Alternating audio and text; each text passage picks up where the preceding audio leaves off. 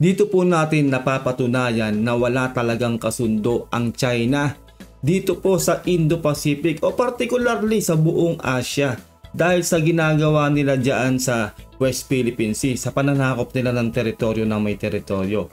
Ang title po nito, napahiya ang China sa ginawa sa Pilipinas. Vietnam tutulong ipagtanggol ang West Philippine Sea. Mula po ito kay Kian Tots. Nasa description po ang link na kanyang video. Mag-subscribe po kayo sa kanyang channel. At huwag nyo rin sanang kalilimutan na mag-subscribe sa aking channel para ma-update kayo kapag naglalabas tayo ng gantong reaction video. Road to 100k subscribers na po tayo at alam nyo na ang mangyayari kapag naabot po natin ng 100k subscribers. Kaya stay active, like this video, share this video, and subscribe. Simulan na natin to. Let's do this. Breaking news mga kababayan, bansang Malaysia hindi nakaligtas sa pangbubuli at pang-aagaw ng teritoryo ng China. Mga barko ng China sa West Philippine Sea mas lalo pang ang nadaragdagan. Samantala, Vietnam at Pilipinas pagtitibayin na ang defense cooperation at magsasanib na ng puwersa para tumindig kontra sa mga mapanganib na aksyon na ginagawa ng China sa teritoryong nasasakupan ng ating mga bansa. Dapat lang yan. At ito pa, tagapagsalita ng China, bistado ang kasinungalingan. Sinupalpal ng katotohanan ni Ray Powell hinggil sa pa-victim na estratehiya ng China sa maras na insidenteng naganap sa Escoda Shoal bago matapos ang buwan. Well, totoo yun na lahat po ng sinasabi ng mga spokesperson nila ay kabaliktaran po sa ginagawa nila dyan sa West Philippine Sea. Hindi ka pa ba nakasubscribe sa aking channel? Dapat mag-subscribe ka na kasi road to 100k subscribers na ang ating channel. At kapag na-reach natin ang 100k subscribers, magkakaroon tayo ng cellphone giveaway.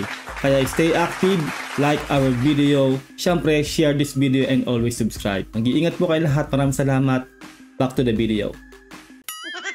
Kumbaga, mahilig pa silang mang-gaslight, no? Ganun po ang strategy ng China. Well, wala naman na po talagang maniniwala sa sasabihin pa ng China dahil sila lang po ang naniniwala sa kanilang kasinungalingan. Real talk po yan, no? Ng Agosto, medium-range typhoon missile system ng Amerika na kayang umabot sa lupain ng China. Ipinwesto na ng US Army sa isang base militar ng Pilipinas. Kaya naman ang China muli na namang umalma. Ako po si Roy Zen. Welcome sa Kian Thoughts. Kung hilig mo ang mga ganitong videos, mag-like at mag-subscribe para lagi kang updated sa mga susunod na upload. Subscribe po kayo kay Kian Thoughts. Napakahusay. Hindi pa man natatapos ang issue ng pagbangga ng China Coast Guard sa BRP Teresa Magbanua ng Philippine Coast Guard. Heto at may panibagong gulo na naman na hatid ang China sa Southeast Asia. Grabe. Ayon sa post ni Ray Powell, ang direktor ng Sea Light Project na siyang nagmo-monitor sa illegal na galaw ng China sa Indo-Pacific region, sinabi nito na umaga ng September 3, 2024 ay namataan ng 3 Chinese Coast Guard vessels sa loob mismo ng exclusive economic zone ng bansang Malaysia kung saan nagsasagawa ito ng illegal na pagpapatrolya. Grabe, no? Wala nang pinatawad ang China. Lahat na lang ng teritoryo ng may teritoryo ay pinapasok po nila. Nabubulol na ako.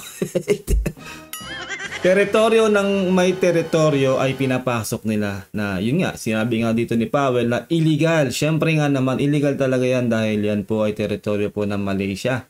Ganyan po ang China, no?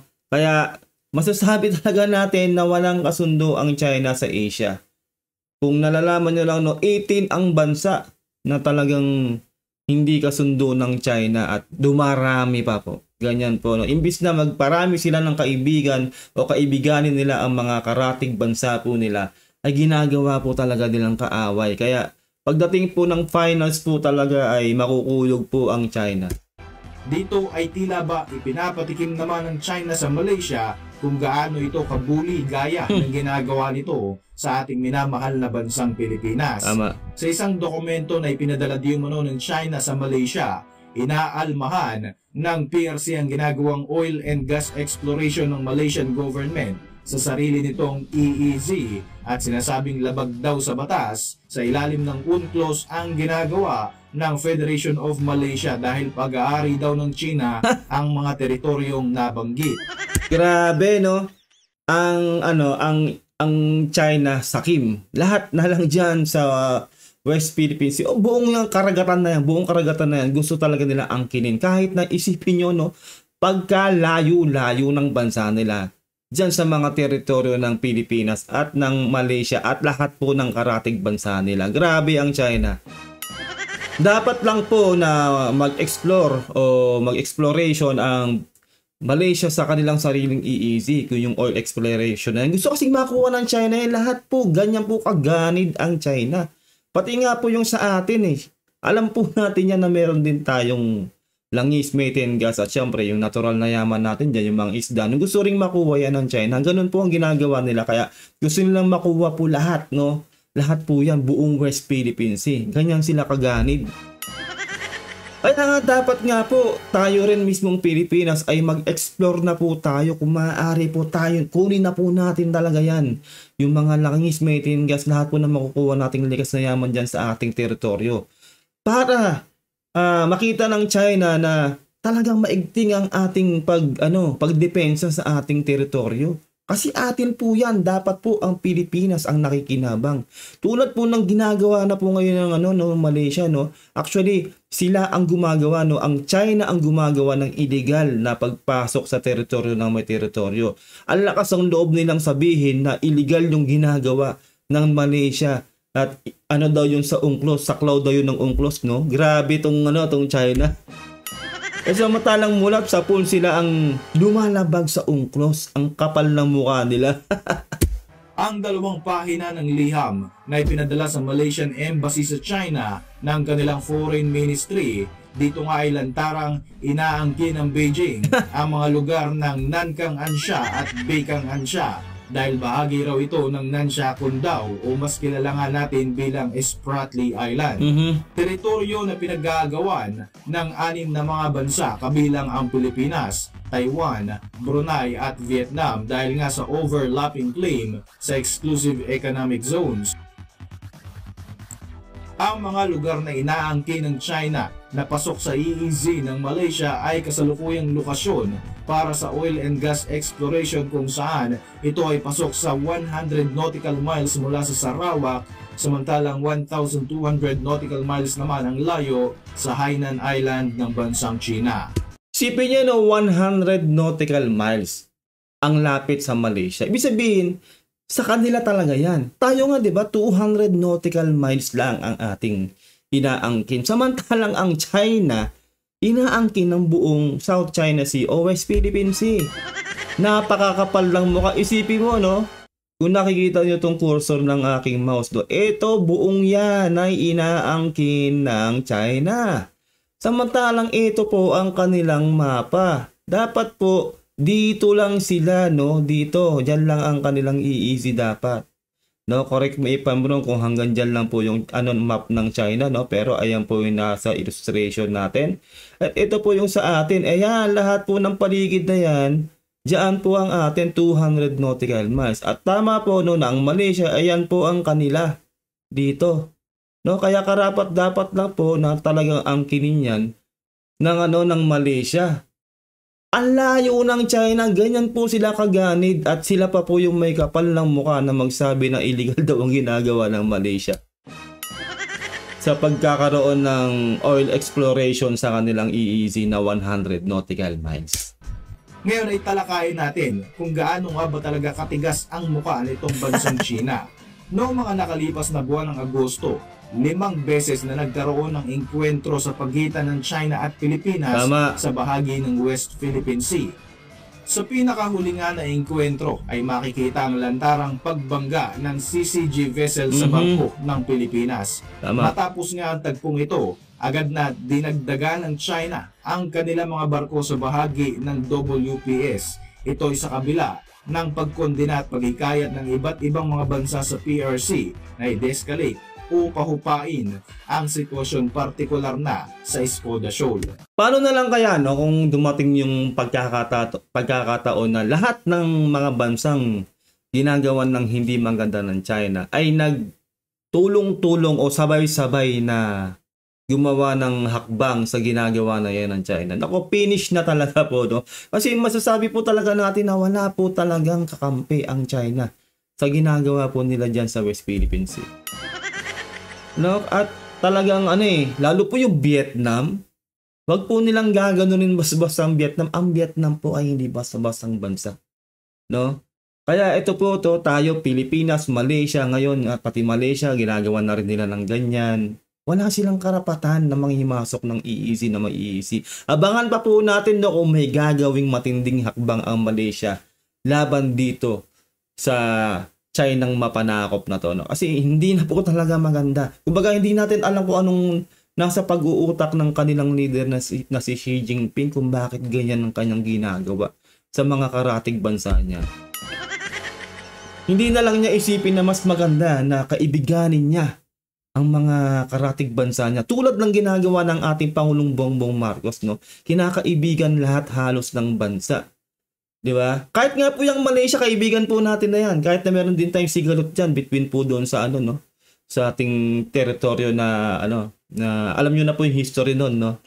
Yung sa sa teritoryo na rin ng Malaysia ngayon na inilalaban po natin dahil po doon sa ating mga sultanate noong araw. Mahabang kwento po yun, pero alam niyo yun.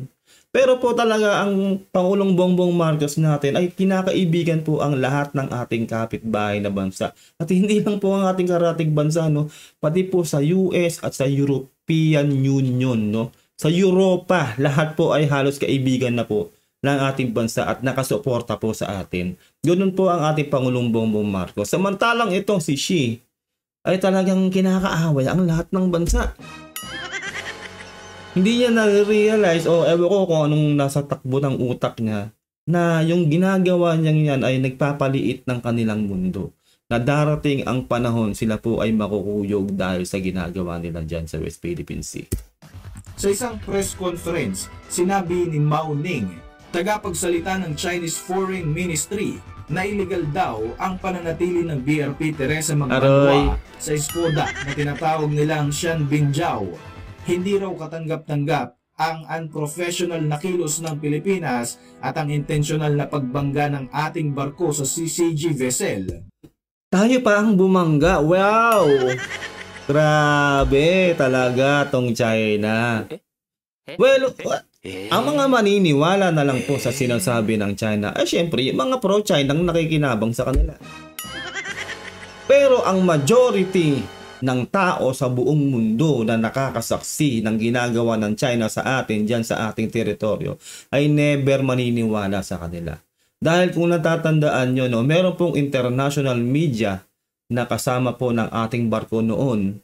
Kailan lang po yun na nakaranas po ng pangwawater cannon ng China. Na-record po nila yon, no, international media, at nai-report na po yon o na po yon sa buong mundo. Mismong sila ay na-water cannon, nabasa rin po yung international media na yon at naranasan nila ang hagupit ng lupit ng China diyan sa ating teritoryo. Kaya wala pong maniniwala sa sinasabi ng China na tayo ang naglilikha ng kaguluhan diyan sa West Philippine Sea.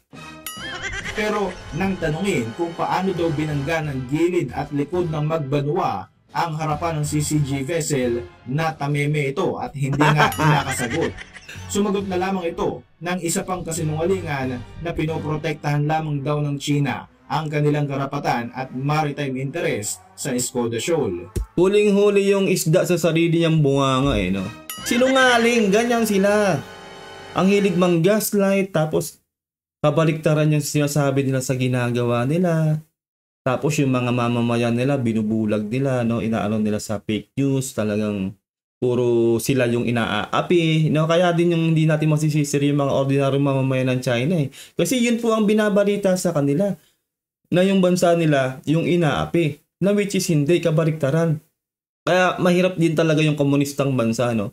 Hindi makapag-decide yung kanilang mga mamamayan kung ano. Kumbaga hindi sila makapamili ng mga panooran nila, ng mga gagawin nila, hindi sila basta makapagreklamo, nakabusa lang kanilang mga bibig dyan kapag ang bansa ay komunista. Kaya etong si Xi Jinping talaga ay hindi po natin alam kung anong takbo ng utak, kung bakit nagpaparami siya ng kaaway imbis na kaibigan. Tila hindi naman nagustuhan ni Ray Powell, isang retired US Air Force, ang mga kasinungalingan na ipinapakalat ng China sa buong mundo.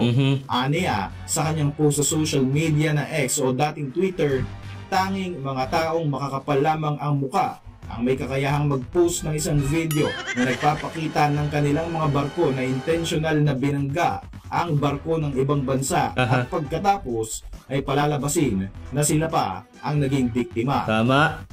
Samantala, nagkasundo naman ang mga bansang Vietnam at Pilipinas na mas palalimin pa ang defense and military cooperation, isang hakbang kung saan ang layunin ay mapalakas ang ating mga kakayahan, lalo na't mas napapadalas nga ang ginagawang mga agresibong aksyon ng China sa bahagi ng South China Sea. Malaking kudos po sa ating Pangulong Bongbong Marcos dahil sobrang effective po ng pamumuno ng ating Pangulong Bongbong Marcos. Super friendly sa mga karatig bansa po natin. Nabanggit ko na po kanina at sa buong mundo halos ay tinutulungan po tayo at nakasuporta sa atin sa laban natin dyan sa West Philippine Sea. Ngayon po ito Vietnam. Hindi na po natin kailangan pang ipaliwanag kung anong kakayanan ng Vietnam pagdating po sa digmaan.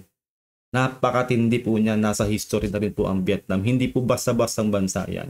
Although syempre mas malakas ang ang China sa on papers Pero ang Vietnam po ay well experienced po yan. Nasa history na po sila.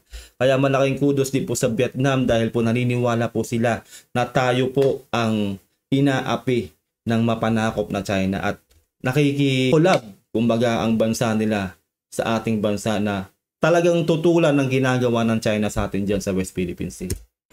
Sa pagbisita ni Vietnamese Defense Minister Phan Van Giang sa Maynila, nakausap niya ang kanyang Philippine counterpart na si Secretary Gibo Chodoro.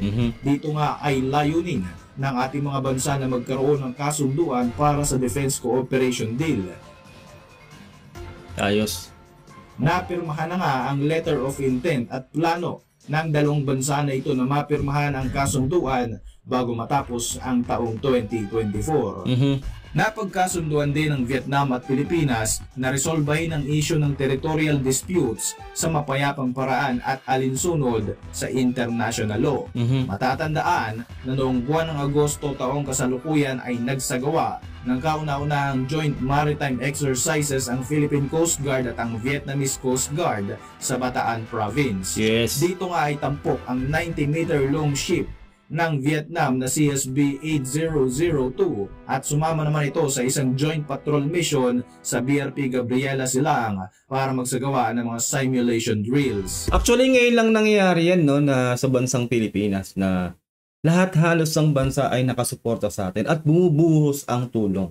Particularly siyempre pinakamalaking tulong sa atin ng US, Siyempre $500 million at siyempre nandyan lang daw sila para tulungan tayo. Go signal na lang talaga ang kailangan natin para samahan tayo dyan sa West Philippine Sea. Well, hanggat hindi po talaga tayo nagpapasama sa US ay hindi po magde-de-escalate ang ginagawa sa atin ng China. Real talk po yan.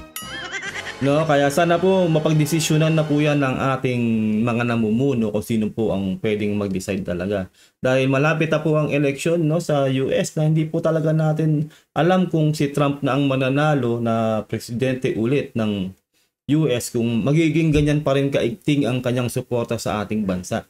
Laban po dyan sa China. Kasi po ibang tao na po yan at iba na po yung mindset ngayon ni Donald Trump. Nabanggit ko na po yan sa nakarang reaction video natin. Sana po habang may nalalabi pa tayong oras, habang si Joe Biden ang presidente ng US, sana tanggapin na po natin ang tulong ng US. Samantala, noong August 31, 2024, sinabi ni AFP Chief Romeo Browner Jr. na ikinukonsidera ng Pilipinas na bumili ng mga medium-range Typhoon missile system mula sa Estados Unidos. Ang missile launching system na ito ay may kakayahang mag-deploy ng mga Tomahawk at SM-6 missile at huling namataan sa Ilocos Norte ang ganitong uri ng military assets. Ang missile system na ito ay maaaring magamit sa land air and sea scenarios at mas magpapalakas pa nga ito sa defensive arsenal ng ating bansa. Ayon sa US military, nakaposisyon na ang mga ginagamit nilang Typhoon missile system sa bahagi ng Northern Luzon para sa mga joint military exercise na sa Lacnib 2024. Sana talaga dumami pa ang ating mga ganyang missile system, no? So isang missile system pa lang po na pinahiram sa atin dati ng ano, 'di ba? Ng US. Naaalog na talaga yung China. Dahil alam nila yung kapasidad na yan. At syempre, made in US yan. Kaya nangangamba ang China sa mga ganyang missile system. Sana nga ay dumami ang ating mga missile system, mga barko, lahat po, pati eroplano, at lumakas po ang ating sandatahang lakas para mapaghandaan po natin ang inevitable na masasabi natin na pwedeng mangyari sa future. Dahil po ayaw po talaga tumigil ng China sa pananakop diyan sa ating mga teritoryo. Hindi lang po sa atin, no. Kung hindi man sa atin magsimula ang alam natin na ayaw nating mangyari, pwede po yan mag-escalate talaga sa ibang bansa. No, lalo po yung mga bansang pumapalag talaga. Sana po wala pong mangyaring ganun dahil alam naman po talaga natin na wala po talagang panalo sa gera. Pero inevitable po talaga yan. Hindi po natin pwedeng walang bahala yan. Kailangan po magpalakas po ang ating bansa. At kung hindi man sa atin magsimula ang ganung pangyayari, kailangan pa rin nating tulungan ang ating mga kaalyadong bansa kung sakasakaling doon po magsimula ang gera. Ayon pa sa mga opisyal ng US military, mula sa posisyon na ito sa Luzon, kayang-kayang maabot ng mga missile ang Chinese coast at ilang mga base ng People's Liberation Army sa bahagi ng South China Sea. Sa patuloy na pagtaas ng tensyon sa pagitan ng China at Pilipinas, tuloy-tuloy ang ginagawa ng liderato ng ating bansa na makipag-alyansa sa mga bansang pareho ang ating pananaw, partikular na nga sa pagpapanatili ng kapayapaan sa bahagi ng Indo-Pacific region. Tama. Maraming mga bansa na ang nagpahayag ng suporta sa ating bansa at nakikisa sa ating layunin na may pagtanggol ang ating mga teritoryo laban sa mas malaki at mas makapangyarihang bansa na pilit inaangkin ang malaking bahagi ng South China Sea. Kabilang na nga rito ang West Philippine Sea. Sa ngayon, nananatiling mahinahon ang pamamaraan ng Pilipinas upang resolbahin ang kinakaharap na problema.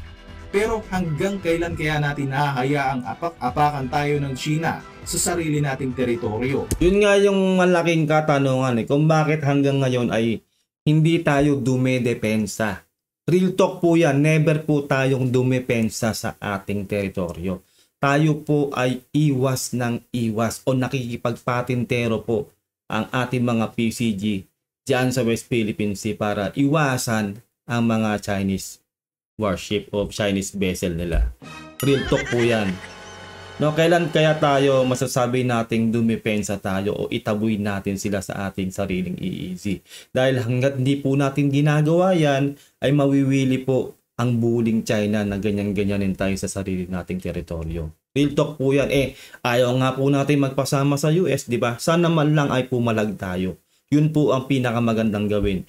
Huwag po kayong maniniwala na kapag tayo po ay dumipensa o pumalag sa China ay magsisimula na po ng gera. Wala pong ganun.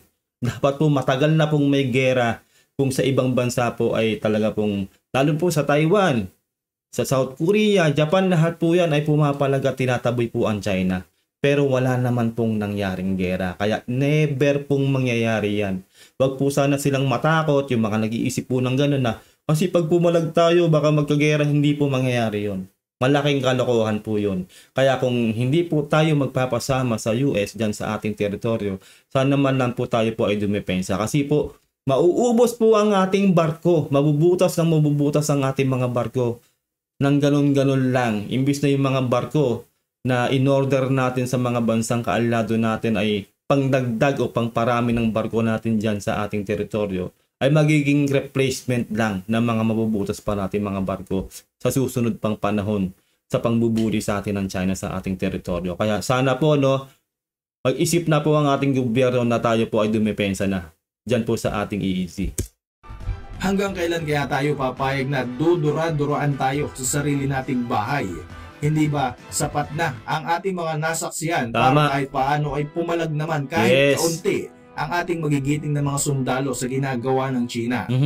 Hindi naman siguro aabot kaagad sa isang digmaan kung kahit papaano'y magpapakita rin ng pangil ang ating gobyerno dahil gaya ng katuwiran ng China, pinoprotektahan lamang natin ang ating teritoryo. Parehas po kami ng thoughts no, ni Kian Thoughts. Isipin nyo na wala pong mangyayaring ganun.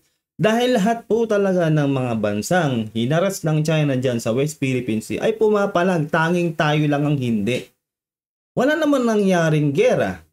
Kaya dapat lang po, long overdue na, dapat tayo na pong pumalag at dumepensa sa ating EEZ. Ano sa tingin nyo mga kababayan? Para sa inyong mga reaksyon, mag-iwan lang ng komento sa ibaba ng video na ito. At para manatiling updated sa ating mga susunod na upload, siguruhin mag-subscribe. I-like mo na rin ang ating mga videos bilang suporta. Ayun lang po no, mag-subscribe po kayo sa channel ni Kian Thoughts, napakahusay po. At syempre huwag nyo kalilimutan na mag-like sa ating video at mag-subscribe na rin kayo sa aking channel kung gusto nyo po ng gantong mga reaction video. Comment down below kung ano pong saloobin nyo sa napanood nating napakagandang video ni Kian Thoughts. Ingat po kayo lahat until next time. God bless and peace out.